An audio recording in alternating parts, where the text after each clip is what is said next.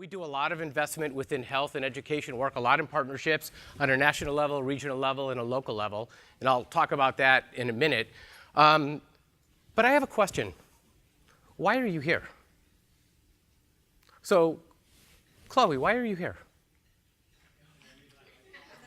I mean, I'm going to put people on the spot, so it's okay. Yeah, you can stand up. It's okay. So why are you here? I'm here to learn.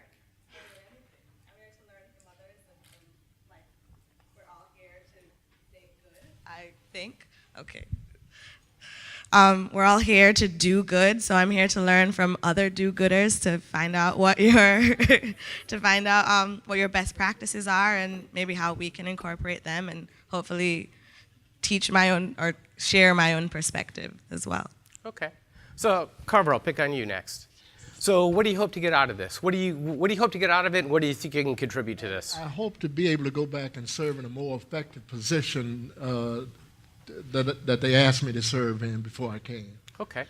So can we all agree that the topic we're talking about, which is partnership, is a key piece to what we're doing? I mean, Tiffany ended with that great quote when she spoke that really partnership and collaboration is a key. So let me ask some questions. What's a good partnership look like? Don't everyone raise their hands. So you're collaborating. It's not one way. You're communicating. You're getting something. The other partner's getting something. okay, what else? Getting an image of many pairs of ears and pairs of hands. We're listening and we're doing. Okay. Yes, sir. Different gifts, but a common vision. So what's the difference between a partnership and a partnership in the work that we do, and let's bring it to a personal level, and a partnership between you and a significant other? And what are the common attributes between the two kinds of partnerships? What are those partnerships based on? Good, honest communication. Right on. But that communication should be kind of equal sharing of listening and sharing, listening and talking. What? Trust. Trust. Whoa. It's like dating versus being married. Expound upon that. Well, dating, I mean, that's just, it's like for everybody, it's like shopping versus, you don't necessarily have to buy anything. You get married. You know, you're going a little bit too far here. You get married, it's like, that's like a whole other ballgame. You talk about respect, trust, and all of those things, and that's a relationship. That is not just, that's Right. not dating. Okay. Partnership is really partnering with passion. And it's not here, it's here.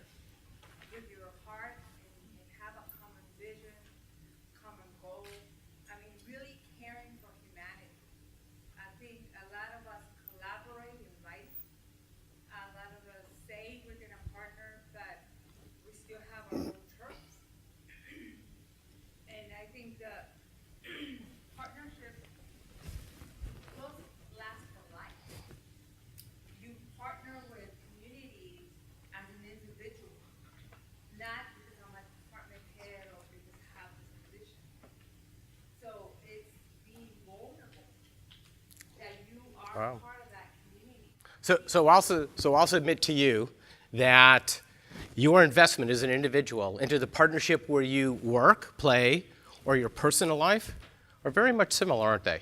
Yeah. And the commitments you have to make. So why would I, as a funder, invest in a partnership? Why would you, as a partner in a relationship, invest in that relationship?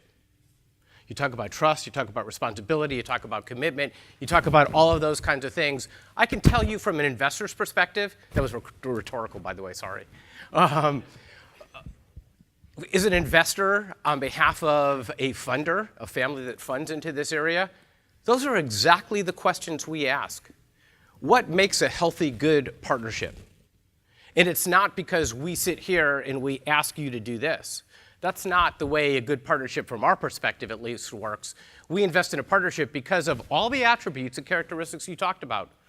because we look at that relationship as something that has to have a deep, abiding sense of respect, trust, communication, common goals, common mission, common vision, that we have to understand where you're going, we have to be aligned in where that is, and we have to move forward together in partnership to be able to do it.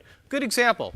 Recently, we went ahead, and I had the opportunity to go to the Integrative Medicine for the Underserved conference about a year ago. I met Rick and Fozzie and Jeff, who were here, and I really thought that they were just doing wonderful work. And I said to Rick, I'd like to learn more. I'm interested. So instead of me telling this story, I'd like you to hear it through the eyes and the voice of a grantee. So I'm going to ask Rick, I'm putting him on the spot here, to talk a little bit about how we invested in your association and how we viewed the partnership, and more importantly, how did you view the partnership? I just told the story at our table about IM for Us, Integrated Medicine for the Underserved. I'll condense that down, I hope, to about 45 seconds.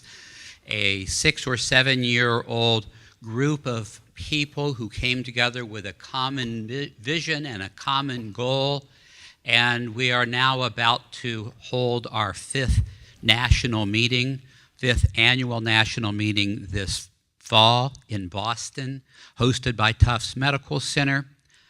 Around 9 months ago or 10 months ago, I got this message from some guy named Gerald Solomon that he was going to come to our conference and that he would love to have dinner with us. Well, dinner didn't work out, but lunch did, us being the board of that organization that had only existed for about a year. Prior to that, there was a lot of resistance to organizing and having bylaws and officers and things like that.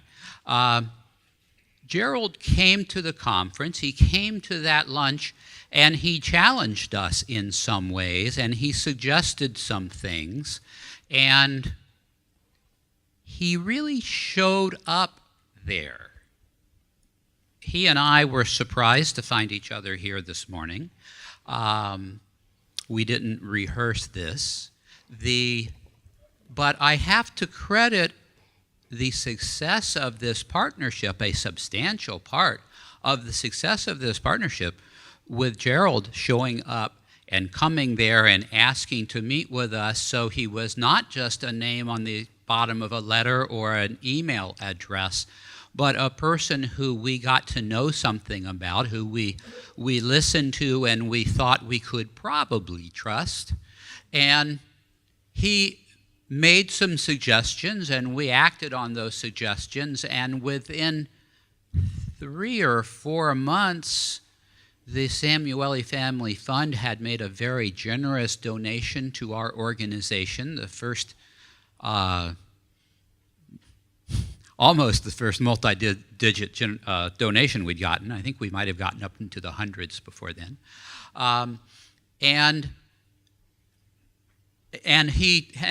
the foundation is providing support for us to further evolve as an organization. They're providing support for our half-time program director for the next 2 years.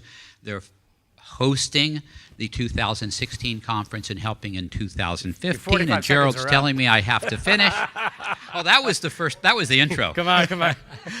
The thing that this is based on is common values, is common mission, and is actually an enduring sense of trust in the fact that we are honest with each other, we know where we're at, and we're willing to ask sometimes uncomfortable questions. Thank you. And thank you for doing that, and thank you for allowing me to put you on the spot.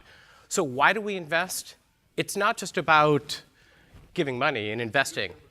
It's about being a broker, it's about being a learner, it's about collaborating, it's about leveraging, it's a lot of different things. Funders are not just checkbooks. Good funders are partners.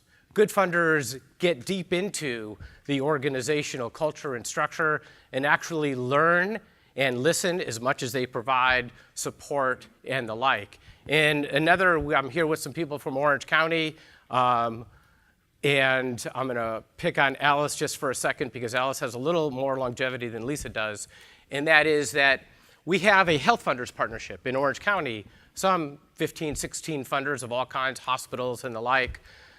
Similar type of attributes, wouldn't you say, Alice? Do the things that we're talking about resonate with the way the health funders have gone?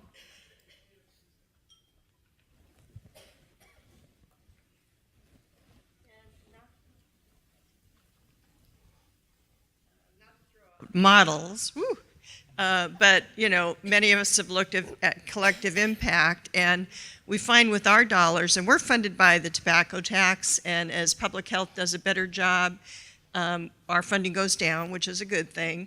So we know when we make investments, we need to make them sustainable.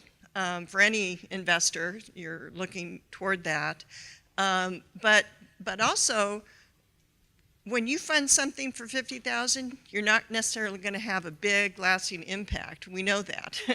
And to really have the impact we want in a community, one way of carrying that out is to partner with other like-minded people. And for us, it's our Health Funders Partnership to look at what are the needs of our community, what are some mutual priorities, and how can we best partner going forward. And when you were asking the question about partnership, I'm thinking, well, I've been a single person now for 25 years. What do I know about marriage? This is going to be hard for me. But what I do know, what was missing in the conversation, is there is that commitment, there is that trust, but there's work involved. So you're really committed to sticking to it and working through the process, and maybe you don't get it right the first time, but you're trying to figure out how to do it a better way. So. And I think with the health funders, we have that too. Yeah, so those are examples of two ways in which we've invested. It's more, again, than just writing a check. I will say that there's one other thing that we look for, and that's a champion. I tend to call that person the Don Quixote of the community, who's willing to run the flag up the flagpole, do whatever it takes, irrespective of the odds, take those darts and continue to go and go and go in order to make that happen. When that person arises and our values are aligned, our mission is aligned, we have common objectives of where we want to go and what we want to do, that's when we come to the table. So what I'd like to challenge you with, and thank you for giving me a few extra minutes, Bonnie, is what I'd like you to be able to do is think about how do you find those attributes in the investors that are in your community. They could be an individual, a family foundation, a corporate entity, a corporate foundation, a community foundation, a church. It could be a number of different entities. Who can you identify in your communities that have the attributes and have the kind of common alignments that we're talking about, who you could go to, who you could approach, who you could say to them, I will be that Don Quixote. I will be that person who will run it up the flagpole, and if you fund me, this is why I think we can accomplish something together. So I hope I wasn't too disruptive, but thank you for your time.